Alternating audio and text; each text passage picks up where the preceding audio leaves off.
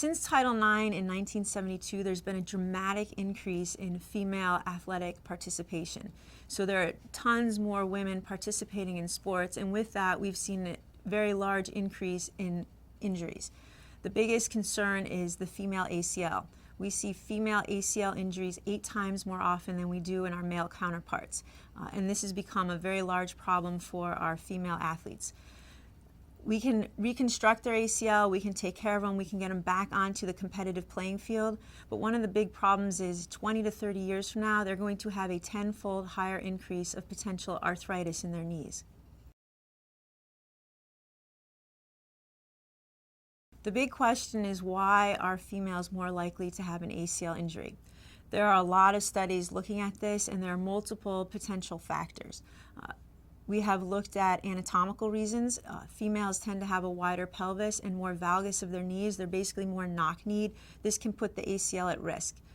Females can tend to have a smaller ACL in general, and it can also live in a smaller area in the knee, which can put them at risk of injury. And when we look at our males versus our female athletes, males tend to have better core control and better control of their proximal muscles. So when they jump or they land with their knees bent and their body in a very good position. When our females tend to do the same type of thing, they tend to land either very upright or with their knees in a valgus position, which puts them more at risk of injuring their ACL.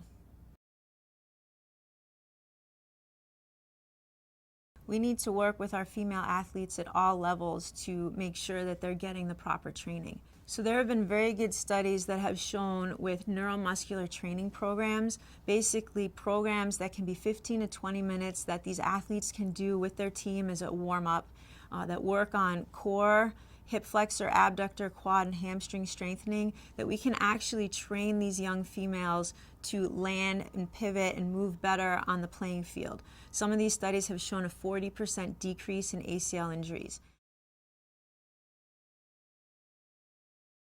So the good news is that these athletes that do have an ACL tear, we can do an ACL reconstruction and get them back to doing the things they want to do. The unfortunate news is that they're going to have a potentially 10-fold higher increase of earlier osteoarthritis in their knee or degenerative changes in their knee down the road. There have been very good studies that have demonstrated this, that in 20 to 30 years, there's going to be these changes.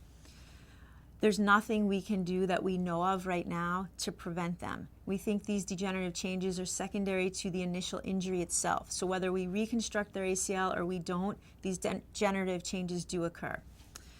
The problem is that as we see our athletes getting ACL injuries at a younger and younger age, they're going to have degenerative changes in their knee at a younger and younger age. And our goal is to keep these patients active for as long as possible.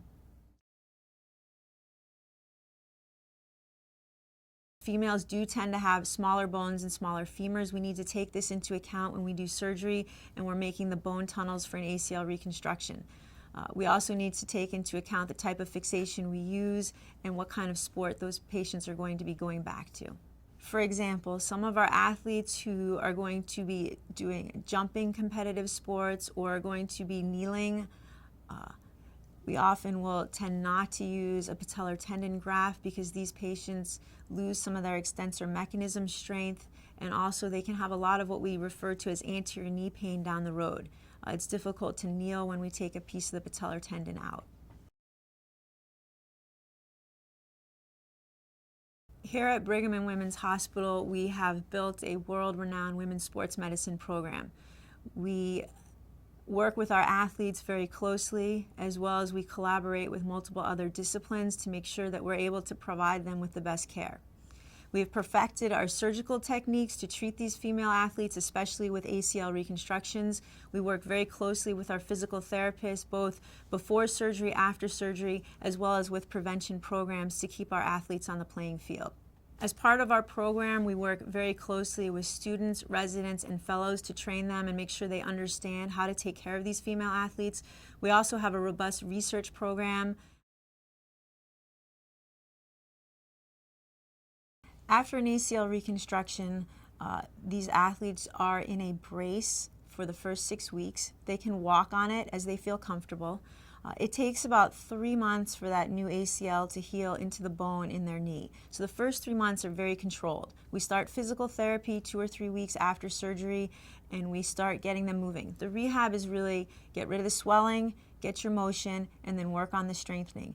And really from months 3 to 6 is maximizing that strength and getting them ready to go back to competitive play.